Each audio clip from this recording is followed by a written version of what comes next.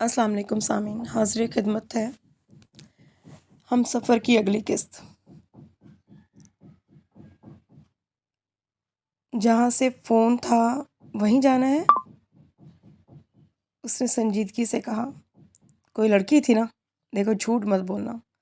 بات کرتے وقت جو تمہارے چہرے پر اتنی زبردست اور بھرپور مسکراہٹ میں نے دیکھی نا، آج تک کبھی نہیں دیکھی۔ ایسی شاندار مسکراہٹ صرف کسی حسین لڑکی سے بات کرتے ہوئے چہرے پر آ سکتی ہے۔ وہ جواباً کھل کر ہنسا۔ لگاتے رہو اندازے نہیں، مجھے یقین ہے، بلکہ مجھے لگ رہا ہے کہیں یہی وہ ہستی تو نہیں جس کی وجہ سے اپنے چین سموکر ہو کر سموکنگ سے تائب ہونے کی باتیں کر رہے ہیں۔ وہ کچھ کہے بغیر گاڑی میں بیٹھ گیا۔ ہاں، اندر ہی اندر اس کی وہ رضا کی قیافہ شناسی پر بڑا خوش ہو رہا تھا، محظوظ ہو رہا تھا۔ کچھ دیر بعد ہی وہ اپارٹمنٹ پہنچا، اپنی باہیں والہانہ پن سے باپ کی طرف پھیلاتے وہ اگلے پل میں اس کی گود میں تھی۔ ٹھیک ہے، آپ خوش ہو؟ دیکھ لو پاپا فوراً گھر آ گئے۔ اسے لے کر اندر گیا۔ قرت کچن میں کچھ کر رہی تھی۔ اس نے گردن گھما کر اسے اور پھر حریم کو دیکھا۔ حریم کی طرف سے اس نے جن خفگی بھری نظر سے دیکھا تھا نا، اسے دیکھتے ہی اندازہ ہو گیا تھا وہ حریم سے کسی بات پر ناراض ہے۔ پاپا، ماما حریم سے کٹی ہیں۔ اسے لے کر لیونگ روم کی طرف آ گیا، تب حریم نے اسے خود ہی بتا دیا۔ کس بات پر؟ آپ نے کوئی شرارت کی تھی؟ ماما کو تنگ کیا تھا؟ اس نے بغور بیٹی کا چہرہ دیکھا۔ حریم نے آپ کو فون کیا تھا، ممی کٹی ہوئیں، فون کرنے پہ بیٹی سے ناراض ہے۔ اس بات پر وہ خاصا حیران ہوا۔ نمبروں کو وہ چاہے جتنا بھی پہچانتی تھی، تب بھی فون پر کوئی نمبر ملانا وہ نہیں جانتی تھی۔ اس نے حریم سے پوچھا تو کچھ فخریہ سے انداز میں بولی، حریم نے خود کیا تھا۔ خود؟ کیسے؟ اسے ساتھ لے کر صوفے پر بیٹھ چکا تھا۔ حریم اس کے چہرے پہ موجود تجسس اور دلچسپی کو محسوس کر کے پاس رکھے ٹیلی فون سیٹ کی طرف اشارہ کر کے بولی۔ اس سے اس نے ریڈائل بٹن کو پش کیا۔ وہ 21ویں صدی سے تعلق رکھنے والی اپنی بیٹی کی ذہانت پر اش کر اٹھا۔ مما نہا رہی تھی، حریم نے آپ کو فون کر دیا، مما آ کر کٹی ہو گئی۔ پاپا کو فون کیوں کیا؟ حریم تم گندی بچی ہو، حریم تم ضدی ہو۔ وہ اس کے کاندھوں کے گرد بازو پھیلا کر بولی۔ ہاں پرنسس، پاپا ماما حریم سے کٹی ہیں۔ اس کی پریشانی کو دیکھ کے وہ مسکرا دیا۔ ماما اس بات پر ناراض ہیں کہ حریم نے پاپا کو خود فون کیوں کیا تھا؟ ماما سے جھوٹ موٹ کہہ دیتے ہیں کہ حریم نے فون نہیں کیا تھا، فون تو پاپا نے کیا تھا، ماما تو نہا رہی تھی، انہیں نہیں پتہ چلے گا۔ مگر حریم نے یکدم نفی میں سر ہلایا۔ پاپا جھوٹ بولنا گندی بات۔ وہ جہاں کا تہاں حیرت سے آنکھیں کھولے اپنی 4 سالہ بیٹی کو دیکھ رہا تھا، اپنی غلطی کی اصلاح کرتے ہوئے۔ 1-2 پل اپنی حیرت اور خوشی پہ قابو پانے کی کوشش کے بعد اس نے فخر سے بیٹی کو دیکھا۔ اس کے لبوں سے اتنی اچھی بات سن کر اس کا دل خوشی سے بھر گیا تھا۔ بالکل ٹھیک بات کہی حریم نے۔ حریم کو اتنی اچھی باتیں کس نے بتائیں؟ حریم کی ٹیچر نے؟ ماما نے۔ حریم نے نفی میں سر ہلایا۔ ماما بولتی ہیں جھوٹ بولنا گندی بات ہے، جھوٹ بولنے سے اللہ میاں ناراض ہو جاتے ہیں، اور جس کی اپنی پوری کی پوری زندگی دھوکے، جھوٹ اور فریب سے عبارت تھی، وہ بیٹی کو سچ بولنے کی نصیحت کیا کرتی تھی۔ جھوٹ اور فریب کو سرتپا اختیار کرنے والی بیٹی کو اچھائیوں اور سچائیوں کی ترغیب دے رہی تھی۔ وہ حیرت زدہ سا حریم کو دیکھ رہا تھا۔ یکدم سے خیال آیا کہ عورت بیوی چاہے جتنی بری ثابت ہو، مگر ماں اچھی تھی، وہ بیٹی سے محبت کرتی تھی، اس نے بیٹی کی بہت اچھی تربیت کی تھی۔ وہ بہت آف موڈ کے ساتھ حریم کو زو جانے کے لیے تیار کر رہی تھی۔ وہ یہ سمجھتی تھی کہ حریم کا بات بات پر چڑچڑا ہونا، ضد پن دکھانا اس کی طویل بیماری کے سبب ہے۔ اسے جو گھر میں 1000 طرح کی پابندیوں کے ساتھ ایک محدود زندگی جینا پڑ رہی ہے، ان کے سبب ہے۔ مگر وہ پھر بھی اس کے حد سے بڑھے ہوئے ضدی پن سے کوفتے میں مبتلا رہتی تھی۔ وہ اتنی ضدی ہو گئی تھی کہ ایک بار بات جو منہ سے نکال دیتی تھی، جب تک اسے پورا نہیں کر لیتی تھی سکون سے نہیں بیٹھتی تھی۔ ماما اب تیار ہوں؟ حریم اس کے خفا خفا چہرے کو دیکھتے ہوئے بولی۔ وہ چپ چاپ کمرے سے باہر نکل آئی، سوکھے ہوئے کپڑے تار سے اتارنے بالکونی میں آ گئی۔ تھوڑی دیر بعد اس نے اشر کو حریم کو گود میں اٹھائے بالکونی میں آتے دیکھا۔ بھئی آپ ہماری پرنسس سے کیوں ناراض ہیں؟ حریم کی طرف دیکھتے اشر نے اسے مخاطب کیا، گویا سفارشی بنا کر باپ کو لایا گیا تھا۔ وہ دل ہی دل میں بیٹی کی چالاکی اور ذہانت پر مسکرائی، مگر بظاہر خفگی سے بولی، اس لیے کہ گندی بچی بن گئی ہے، کہنا نہیں مانتی۔ اچھا آپ ابھی دوستی کر لیں، ہماری پرنسس آپ سے پرامس کر رہی ہے کہ وہ آئندہ آپ کی ہر بات مانے گی۔ باپ کی گود میں چڑھی وہ امید بھری نظروں سے دیکھ رہی تھی۔ اتنی مضبوط سفارش کامیاب ہوتی ہے یا نہیں؟ اگر آئندہ سے یہ کہنا نہیں مانے گی تو پھر دوستی نہیں، بالکل کہنا مانے گی۔ آپ جلدی سے ہماری پرنسس کو کس کریں اور ہمارے ساتھ زو چلیں۔ اس نے بے ساختہ مسکراتے ہوئے آگے بڑھ کر حریم کو عشر کی گود سے لے لیا، پیار کیا۔ 2 گھنٹے زو میں گزار کر وہ اپنے اپارٹمنٹ میں واپس آئے تو شام کے 6 بج رہے تھے۔ اپنی بلڈنگ کے اندر آ کر وہ لفٹ کے انتظار میں کھڑے تھے۔ لفٹ گراؤنڈ فلور پر آ کر رکی تو اس میں سے ایک فیملی باہر نکلی، خوش شکل، خوش لباس، ایک مرد، ایک عورت اور ان کے ساتھ پیارے پیارے 2 بچے، خوش باش اور پرفیکٹ قسم کا کپل۔ پھر وہ حیرت سے بری طرح چونکی جب اس نے عشر کو اس آدمی کے سامنے ٹھٹک کر رکتے دیکھا۔ عشر تو صرف ٹھٹک کر رکا تھا مگر وہ بندہ، ابے سالے تو یہاں، یہ کہہ کر وہ ایک پل میں اس کے سے بغل گیر ہو گیا۔ نعمان کو اپنے سامنے دیکھ کر وہ بھی حیران ہوا تھا اور کسی حد تک پریشان بھی۔ اس کے اور خیرت کے بیچ میں جو کچھ تھا وہ تو ان کی بالکل نجی بات تھی، اور جو کچھ بھی سچائیاں تھیں، مگر فی الحال سب سے بڑی سچائی یہ تھی کہ وہ اپنی بیوی اور بیٹی کے ساتھ کھڑا تھا۔ مگر جو بات ابھی اماں کو نہیں بتائی تھی، ماں سے پہلے وہ کسی اور کو بتائے، مگر اب اس کے چاہنے نہ چاہنے سے کیا ہو سکتا تھا۔ نعمان اس کا یونیورسٹی کے دنوں کا بہت اچھا دوست تھا، وہ اسے امریکہ میں ملا تھا۔ ان دنوں وہ دونوں ہی MIT سے ایک ساتھ بزنس ایڈمنسٹریشن پڑھی تھی۔ ان کی آپس میں بہت گہری دوستی تھی۔ تعلیم مکمل کر کے عشر امریکہ سے واپس آ گیا، تبھی ان کا اور نعمان کا آپس کا رشتہ ہمیشہ برقرار رہا، رابطہ بھی برقرار رہا۔ پاکستان آنے پر اس کے انوائٹ کرنے پر اس کے گھر ڈنر پر بھی آیا تھا۔ اس موقع پر اس کی خیرات سے ملاقات بھی ہوئی تھی۔ پھر کچھ ہی دنوں بعد اس کی زندگی طوفان کی زد میں آ گئی، تو ساری دوستیاں اور تعلقات بھول گیا۔ نعمان بیچارہ بہت عرصے تک اپنے طور پر یک طرفہ دوستی نبھانے کی کوشش کرتا رہا، کبھی فون کالز، کبھی ای میلز کے ذریعے، مگر اس نے پلٹ کر کبھی دوست کو یاد کرنے کی کوشش نہیں کی۔ اب تقریباً 1.5 پونے 2 سال سے اس کا نعمان سے سرے سے کوئی رابطہ ہی نہیں تھا۔ شاید وہ بیچارہ اسی دوستی کو یک طرفہ طور پر نبھانے کی اپنی کوشش میں تھک گیا تھا، شاید اسے ناراض ہو گیا تھا، تبھی تو اس کی کالز اور میلز آنا بند ہو گئی تھیں۔ نعمان سے وہ آخری بار واشنگٹن میں اس کے گھر میں ملا تھا، تو اب نعمان کی بیٹی شاید چند ماہ کی تھی، اور ملاقات کے چند مہینوں بعد ہی اس کی زندگی میں وہ طوفان آئے تھے۔ اس کے بعد سے پھر اس کی نعمان سے کوئی ملاقات نہیں ہوئی، دوستی کا رشتہ توڑ لیا یا شکل بھی پہچاننا چھوڑ دی ہے۔ اب اس کے گلے شکوے شروع تھے۔ فضول باتیں مت کرو، یہ زنانہ تانے دینے کے بجائے یہ بتاؤ کب سے آئے ہوئے ہو اور اب تک ملے کیوں نہیں مجھ سے۔ نعمان کے شکوے پر وہ دل ہی دل میں شرمندہ ہوا اور اس کا ہاتھ گرم جوشی سے تھام کر پوچھا، آئے ہوئے چند دن ہو گئے، آپ سے ملنے کا جہاں تک سوال ہے تو یہ بندہ جاننے کے باوجود آپ مزید اس سے کوئی تعلق نہیں رکھنا چاہتے، پھر بھی ڈھیٹ اور بےغیرت بن کر 3 روز قبل آپ کے گھر فون کر چکا ہے۔ وہاں سے اطلاع ملی کہ صاحب گھر پر نہیں ہے۔ آپ کے آفس کا نمبر، آپ کے موبائل کا نمبر ساتھ لانا بھول گیا۔ آپ کے ملازم سے بھی یہ نمبر لینے کی کوشش نہیں کی، کیونکہ میرا خیال تھا کہ پرانے تعلقات کا لحاظ کرتے اپنے ملازم سے میری کال کا سن کر ایک جوابی کال کرنے کی جتنی کرٹسی تو آپ شو کر ہی دیں گے، مگر امید ہی رہی۔ پچھلے 3 دنوں سے واقعی وہ گھر نہیں گیا تھا، اس لیے دوست کا فون کا پیغام نہ پہنچنے اور ملازم سے کوئی بات پرس تو کر ہی نہیں سکتا تھا۔ السلام علیکم بھابھی، کیسی ہیں آپ؟ اسے دل بھر کر شرمندہ ہونے کے چھوڑتے ہوئے نعمان خیرت کی طرف متوجہ ہوا۔ پتہ نہیں وہ اسے پہچانتی بھی ہے کہ نہیں۔ خیرت نے کس قدر حیرت بھرے جواب دیا، یہ گڑیا ہے۔ اس نے عشر کی گود میں موجود حریم کو دیکھا۔ اس کا تو خون سفید ہو گیا، کم از کم آپ ہی مجھے بھتیجی کے ہونے کی اطلاع دے دیتی۔ وہ پھر بے تکلفانہ انداز میں خیرت سے مخاطب ہوا۔ وہ شکوے شکایت کرتا دوست تو کیا بتاتا کہ اس کی اس بھتیجی سے تو خود وہ چند دن پہلے ملا ہے، کسی اور کو کیا اطلاع پہنچاتا، مگر یہ سب ایک الگ قصہ تھا۔ اس وقت وہ اپنے اس بے تکلف اور مخلص دوست کے سامنے اس ساری صورتحال کو کسی طرح ہینڈل کرے، وہ تیزی سے صرف یہی سوچ رہا تھا۔ یہ شدید ترین مجبوری تھی کہ اپنی بلڈنگ میں اپنے اپارٹمنٹ کے اتنے پاس کھڑے دوست کو اسے اپنے گھر میں آنے کی دعوت دینی ہی تھی، مگر دل میں یہ دعا کر رہا تھا کہ کاش اس وقت وہ بہت جلدی میں ہو اور خود ہی اس کے گھر آنے سے معذرت کر لے۔ دل میں الجھتے سلجھتے کب سے خاموش کھڑے نعمان کی بیوی سے سلام دعا کی۔ وہ بینش سے 2-3 بار پہلے بھی ملا تھا، نعمان کی بیٹی علینا کو بھی دیکھا ہوا تھا، ہاں دوسرے بچے کو آج وہ پہلی مرتبہ دیکھ رہا تھا۔ بھابھی، اس کا تانوں سے اتنی جلدی دل نہیں بھرے گا، آپ اوپر چلیں، اس نے بینش سے کہا۔ تانے؟ میرا دل چاہ رہا تم سے ٹھیک ٹھاک قسم کا جھگڑا کروں، شادی ہم نے بھی کی، فیملی ہماری بھی ہے، مگر ہم نے تمہارے طرح دوستوں کو بھلایا نہیں اور اپنی زندگی میں یوں گم نہیں ہو گئے۔ اسے ناراضگی سے دیکھتے نعمان نے خود لفٹ کا بٹن دبا دیا، یعنی وہ اس کے ساتھ گھر چل رہا ہے۔ وہ سب لفٹ میں داخل ہو گئے۔ اندر ہی اندر اس ساری صورتحال پر خود کو پرسکون ظاہر کرنا اس کے دونوں بچوں سے باتیں کرنے لگا۔ اس کی بیٹی علینا حریم سے تقریباً 1.5 سال بڑی تھی اور غالباً بیٹا 2-2.5 سال کا تھا۔ خیرت ابھی تک بالکل خاموش تھی۔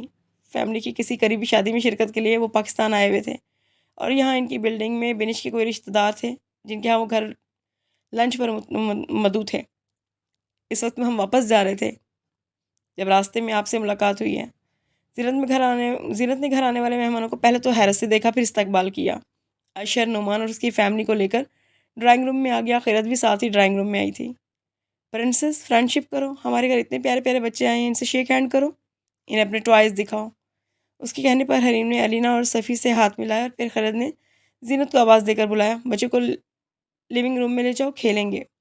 زینت نے حریم کو گود میں اٹھایا اور پھر ان تینوں بچوں کو ساتھ لے کر لیونگ روم میں آ گئی۔ بینش کے چہرے پر حریم کو گود میں اٹھائے جاتے دیکھ کر حیرت پھیلی۔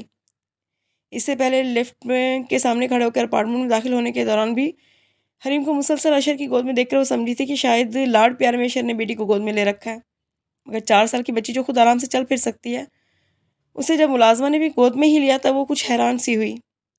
خیرت بینش سے بات کرنے لگی۔ خیرت اور بینش کی پہلی ملاقات تھی، اس لیے ابھی ابتدائی گفتگو کی جا رہی تھی۔ 5-10 منٹ کی گفتگو کے بعد وہ صوفے پر سے اٹھنے لگی تو اسے اٹھتا دیکھ کر نعمان فوراً بولا، بھابی آپ کوئی بھی تکلف کرنے کی ضرورت نہیں ہے، ہم کسی جلدی میں نہیں ہیں، انشاءاللہ آپ کے ہاتھ کا بنا ڈنر کھا کر جائیں گے، اور جو بھی چیز آپ اچھی بنا لیتی ہیں بنا لیں، کوئی تکلف نہیں ہے اور جلدی بھی کوئی نہیں ہے، ہم نے لنچ کافی دیر سے کیا، ڈنر بھی لیٹ ہی کریں گے۔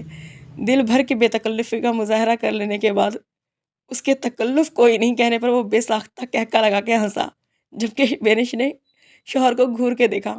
وہ نعمان سے غیر متوقع ملاقات میں پریشان ہوا تھا، مگر اپنے ایک بہت سچے اور مخلص دوست کی بے تکلفی کو انجوائے بھی کر رہا تھا۔ خیرت مسکراتی ہوئی واپس بیٹھ گئی۔ نعمان نے خیرت کے اٹھنے کا جو مطلب سمجھا تھا، مگر وہ جانتا تھا کہ خیرت کسی بھی کام کے لیے اٹھی ہے مگر مہمانوں کی خاطر تواضع ضرور کرے گی۔ ایک پل کو حیران پریشان نظروں سے نعمان کی بے تکلفانہ بات سنی، پھر اس کا مطلب سمجھی اور بے ساختہ مسکرا دی۔ پھر نعمان کے استفسار پر اس نے اسے حریم کی بیماری اور اس کے عنقریب ہونے والی ہارٹ سرجری کے متعلق بتایا۔ نعمان اپنی ساری غیر سنجیدگی اور مذاق بھول کر ایک دم سنجیدہ ہو گیا۔ میں بھی اتنی دیر سے بغیر سوچے سمجھے گلے شکوے کیے جا رہا ہوں۔ دونوں بڑی فکر مندی اور توجہ سے حریم کی بیماری کے متعلق اس کی ساری بات سن رہے تھے۔ خیرت اس دوران خاموش رہی تھی۔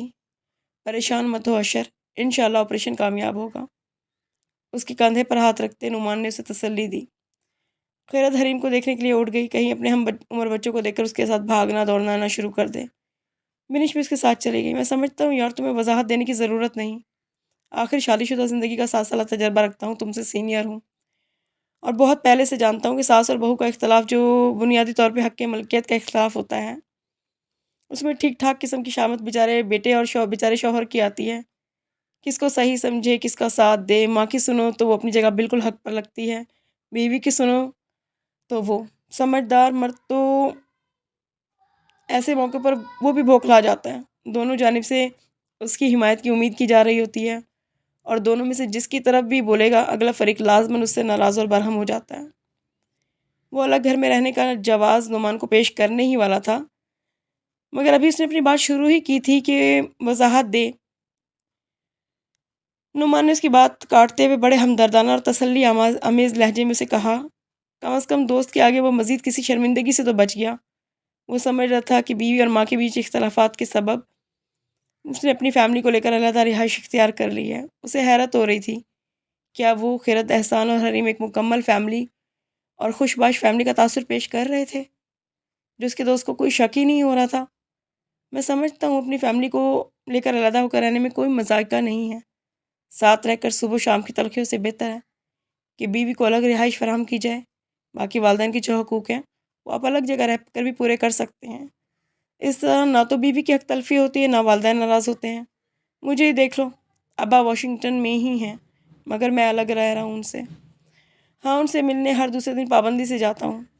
نعمان کے آگے اپنا بھرم قائم رہ جانے پر جیسے اس کی ایک بہت بڑی مشکل حل ہو گئی تھی، اور دوسری طرف خیرت سوچ رہی تھی کہ اشر نے اپنے دوستوں سے اتنی بڑی بات چھپائی ہوئی ہے۔ اسے حیرت ہوئی، دوسروں کے دامن کو داغدار کرنے اور ان پر کیچڑ اچھالنے والے کو اپنی عزت اتنی پیاری تھی کہ دوستوں تک کو اتنی بڑی اتنی اہم بات سے لا علم رکھا ہوا تھا۔ جب اس کا تماشا لگایا گیا تو پھر دوستوں کو بھی یہ بتا دینا چاہیے تھا کہ بیوی ایک بد کردار عورت تھی، اس لیے اسے چھوڑ دیا، مگر اس میں چونکہ اس کی اپنی عزت کا بھی سوال تھا تو دوستوں سے سب کچھ چھپایا کر رکھا گیا۔ وہ پہلی نظر میں نعمان کو پہچان نہیں سکی تھی، مگر کچھ دیر بعد اسے یاد آ گیا تھا اس رات نعمان ڈنر کے بعد بھی کافی دیر ان کے گھر رہا تھا، اور اس نے ان کی بے تکلفانہ اور پرلطف گفتگو کو بہت انجوائے کیا تھا۔ نعمان کے رخصت ہو جانے کے بعد اشر نے اس رات اسے اور اپنی نعمان کی یونیورسٹی کے دنوں کی بے شمار یادیں ایک ساتھ شیئر کی تھی۔ ان باتوں اور یادوں کے نتیجے میں وہ نعمان اصفر کو کافی حد تک جان گئی تھی۔ اس دن اس کو ساتھ لگائے ایک اچھے ڈنر کی تیاری کر رہی تھی۔ کچھ دیر اشر اور نعمان کے ساتھ ڈرائنگ روم میں بیٹھ کر بینش بھی اس کے پاس آ گئی تھی۔ یہ نعمان بھی نا بس بیٹھے بٹھائے آپ کو پریشان کر دیا، مجھے سخت شرمندگی ہو رہی ہے، ہماری وجہ سے آپ کو اتنی زحمت کرنی پڑ رہی ہے۔ خیرت اسے کچن میں جاتا دیکھ کر مسکرائی اور بیٹھنے کے لیے کرسی کی آفر کی تو بینشی نے کہا، کوئی زحمت نہیں، مجھے تو خوشی ہو رہی ہے، اور اب آپ یہ پرتکلف جملے بول کر مجھے مزید شرمندہ ہرگز مت کریں۔ لائیں میں آپ کی کچھ ہیلپ کر دوں۔ پہلے اس نے منع کرنا چاہا، مگر پھر اسے مزید دیکھ کر سلاد بنانے کے لیے تمام سبزیاں اور چھری اس کے حوالے کر دی۔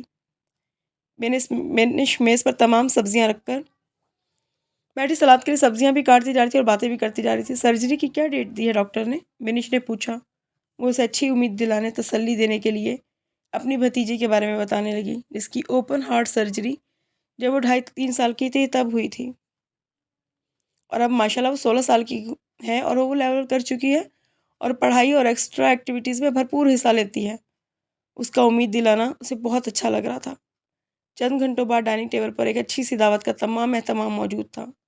چانپوں کا پلاؤ، چکن کڑھائی، فرائیڈ فش، سیلیڈ، رائتا، بچوں کی اسپیکٹیز اور میٹھے میں پوڈنگ اور موسم کے پھل۔ بغیر کسی پیش کی تیاری کے آنن فانن کیے جانے والے ترتیب و اہتمام کے لحاظ سے ایک بہترین ڈنر تھا۔ وہ بہت طویل عرصے بعد خیرت احسان کے ہاتھوں کا پکا کھانا کھا رہا تھا۔ وہ کھانا بہت اچھا بناتی تھی، اور ایک وقت تھا جب اس کے ہاتھوں کا کھانا بہت شوق سے بنوا کے کھایا کرتا تھا۔ تینوں بچے اسپیکٹیز بہت شوق سے کھا رہے تھے۔ وہ دیکھ رہا تھا علینا، جو حریم سے 1.5 سال بڑی تھی، وہ بھی اتنے پرفیکٹ ڈائننگ ایٹیکیٹس کے ساتھ کھانا نہیں کھا رہی تھی جس طرح حریم کھا رہی تھی۔ اسے اپنی بیٹی پر فخر محسوس ہو رہا تھا۔ مہمانوں کو کھانا بہت مزے کا لگا۔ کھانے کے بعد سب لیونگ روم میں آ گئے۔ بڑوں کے لیے جیسمین ٹی خیرت نے خود بنائی اور بچوں کے لیے کولڈ ڈرنک سرو کی گئی۔ حریم کی علینا اور صفی سے خوب دوستی ہو گئی۔ رات 12 بجے جب وہ لوگ جانے کے لیے اٹھے تو حریم کا دل نہیں چاہ رہا تھا کہ وہ لوگ جائیں۔ انکل، انیلا کو یہیں رہنے دیں۔ بیٹا، آج ہمیں لینا کو لے جانے دو، پھر کسی اور دن آپ سے ملانے لائیں گے، اور اب آپ بھی اپنے پاپا سے خوب ضد کر کے کہ وہ اسکول کی چھٹیوں میں آپ کو امریکہ لے کر آئیں، وہاں ہم آپ کو خوب سیر کرائیں گے، پھر آپ اب علینا خوب دل بھر کر ساتھ کھیلنا۔ حریم کو جھک کر پیار کرتے نعمان نے اسے پیار و محبت اور شفقت سے جواب دیا۔ وہ دوست اور اس کی فیملی کو چھوڑنے نیچے تک گیا، جبکہ خیرت نے انہیں وہیں سے خدا حافظ کہہ دیا۔ اتنی دور سے آئے اس کے دوست کی اچھی خاطر تواضع ہو گئی۔ اس کی چھوٹی خوشباش فیملی اور عارضی قیام گاہ کے متعلق اچھی رائے لے کر گیا۔ اس چیز سے وہ خاصا مطمئن تھا۔ آج حریم کو اس کے بجائے خیرت سے خود کہانی سننی تھی، اس لیے وہ چپ چاپ اس کے ساتھ لیٹا تھا۔ خیرت کتاب سے کہانی پڑھنے کے بجائے اپنے حافظے میں محفوظ شہزادوں اور پریوں کی ایک مشہور دیو مالائی کہانی اسے سنا رہی تھی۔ کہانی سنتے سنتے حریم کو پتہ نہیں کیا بات یاد آئی، جو خیرت کو 1 سیکنڈ رکنے کا اشارہ کر کے اس سے بولی، پاپا؟ ہاں میرا بیٹا؟ اس کے چہرے کو محبت سے دیکھتے اس نے پوچھا، پاپا حریم کے پاس بھائی کیوں نہیں ہے؟ حیرانک نظروں سے اس نے بیٹی کو دیکھا۔ ایک معصومانہ سوال کر کے وہ اس کی 14 طبق روشن کر گئی تھی۔ اس نے ضدی پن سے اپنا سوال دہرایا، حریم کو بھائی چاہیے، علینا کے پاس بھائی ہے، حریم کو بھی بھائی چاہیے۔ خیرت بظاہر اس گفتگو سے لا تعلق کی ظاہر کر رہی تھی اور اپنے ناخنوں کو کھرچتے اور گھورتے ہوئے وہ حریم کی باتیں سن رہی تھی، مگر ایک چٹی سی نظر اس نے اس پر ڈالتے اسے اندازہ ہو گیا تھا کہ اس وقت جیسی گھبراہٹ اسے ہو رہی ہے، جتنا آکورڈ وہ فیل کر رہا ہے اتنا ہی وہ بھی فیل کر رہی ہے۔ ماما، حریم کو بھائی چاہیے علینا کی طرح۔ حریم فضول باتیں مت کرو، تمہیں کہانی سننی ہے تو خاموشی سے سنو، اب اگر تم بیچ میں کچھ بھی بولیں تو میں ہرگز کہانی نہیں سناؤں گی۔ اس نے اپنی بیٹی کو بری طرح جھڑک دیا۔ وہ سوچ رہا تھا بچوں کو ڈانٹ کر، اپنے بڑے ہونے کا رعب دکھا کر ہم ان کے معصوم سوالوں کے جواب دینے سے انکار کر سکتے ہیں، مگر انہیں یہ معصوم سوال نہ کرنے سے روک کیسے سکتے ہیں؟ حریم منہ بسور کر اشر سے لپٹ گئی اور پھر ماں سے اظہار ناراضگی طور پہ ہاتھ سے کٹی ہونے کا اشارہ بھی اسے دکھا دیا تھا۔ وہ دونوں ڈاکٹر انصاری کے سامنے بیٹھے ہوئے تھے۔ وہ حریم کا تفصیلی چیک اپ کر چکے تھے۔ حریم کی ECG اور کچھ دوسرے ٹیسٹوں کو جو انہوں نے اسے دوبارہ کروانے چاہے تھے سب بھی ہو گئے تھے۔ حریم کی فزیکل کنڈیشن، اس کی تازہ ترین رپورٹس کی روشنی میں اس نے حریم کی سرجری 5 دن بعد کیے جانے کا اپروو کر دیا تھا۔ یہاں سرجری کی تاریخ طے کرنے ہی آئے تھے اور جب انہیں بتایا جاتا کہ 5 روز بعد اس کی اوپن ہارٹ سرجری ہے، تب ان دونوں کے چہرے پر فکر اور پریشانی پھیل گئی تھی۔ ڈاکٹر انصاری ایک ایک بات انہیں تفصیل سے بتا رہے تھے، ایک مرتبہ پھر اسے اطمینان دلا رہے تھے کہ انشاءاللہ یہ آپریشن بالکل کامیاب رہے گا، آپریشن میں خطرے کی کوئی بات نہیں ہے، آپریشن کے بعد ریکوری بھی جلد ہوگی، حریم کی حالت میں بہتری تو بہت جلدی آنا شروع ہو جائے گی اور اندازاً 3 سے 4 ماہ کے اندر حریم ایک مکمل اور بالکل نارمل قسم کی لائف شروع کر سکے گی۔ دونوں باہر نکلے تو ویٹنگ روم میں صوفے پر حریم اپنی ڈول کو گود میں بٹھائے اس سے باتیں کر رہی تھی۔ بھوک لگی ہے؟ اچھا، ابھی ماما پاپا آئیں گے، پھر ہم لنچ کرنے ہوٹل میں جائیں گے۔ تم کیا کھاؤ گی؟ فرینچ فرائز اور کیچپ۔ فرینچ فرائز حریم کو بھی اچھے لگتے ہیں، ماما نہیں کھانے دیتی۔ ہم پاپا سے کہیں گے حریم کو اور انجلینا کو فرینچ فرائز کھاتے ہیں۔ بالکل بے خبر اور معصوم اس کی جیتی جاگتی گڑیا نہیں جانتی تھی کہ اس کی زندگی کس آزمائش سے گزر رہی ہے۔ اس کے دل کو جیسے کسی نے مٹھی میں لے کر مسل دیا۔ اس نے اپنے ساتھ کھڑی خیرت کو دیکھا، وہ جلدی سے آنکھوں سے آنسو صاف کرتی نظر آئی۔ جتنی دیر میں اس نے اپنے آنکھوں سے آنسو صاف کر کے خود کو نارمل کیا، اتنی دیر میں وہ حریم کو صوفے پر سے اٹھا کر گود میں بٹھا چکا تھا۔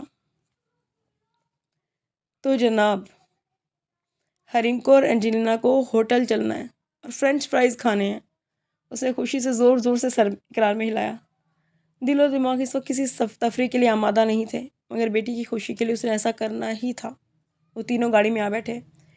گاڑی ڈرائیو کرتے کئی بار یوں ہی اس کی یہ چٹی سی نظر اپنے برابر میں بیٹھی خلت پر پڑی۔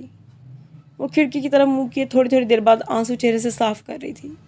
حریم اسے روتا نہیں دیکھ سکتی تھی اور پھر اس کے سوالات کا ایک نہ ختم ہونے والا سلسلہ شروع ہو جاتا۔ اس نے خیرت کو بہت دبی ہوئی آواز سے آہستگی سے کہا، خیرت خود پر کنٹرول رکھو، حریم ڈسٹرب ہوگی۔ حریم کا دھیان ماں پر نہ جائے، اس لیے اس نے گاڑی میں اس کی پسند کا فاسٹ میوزک لگا دیا تھا۔ مسلسل اس سے باتیں بھی کیے جا رہا تھا۔ ایک اچھے سے ریسٹورنٹ میں وہ تینوں آ کر بیٹھ گئے۔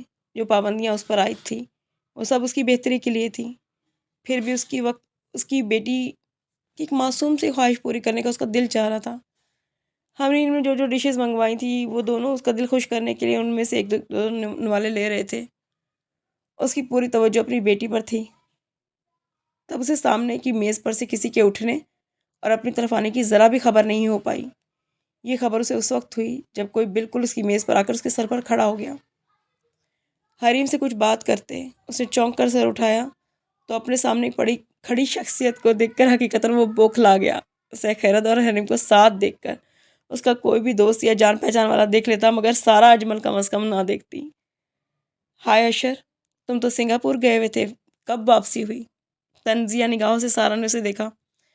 میں جا نہیں سکا، یہاں کچھ کام ضروری پڑ گئے تھے۔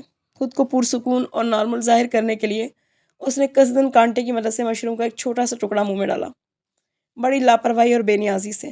اچھا، جا نہیں سکے؟ میں سمجھ رہی تھی کہ شاید تمہارا سنگاپور کراچی میں ہی ہے۔ وہ مذاق اڑانے والے انداز میں ہنسی۔ اس پر سے نظریں ہٹا کر اس نے طنزیہ نظروں سے خیرت کو دیکھا۔ خیرت احسان، لوٹ آئیں آپ؟ کب آئیں اور کیسے آئیں آپ؟ آپ لوگوں کی ری یونین کب ہوئی؟ فریدہ آنٹی نے یہ بریکنگ نیوز مجھے نہیں دی۔ اس کا انداز حقارت آمیز تھا۔ پھر قدرے جھک کر اس نے حریم کو بغور دیکھا جو فرینچ فرائز منہ میں رکھتی اس خوبصورت آنٹی کو دلچسپی سے بغور دیکھ رہی تھی۔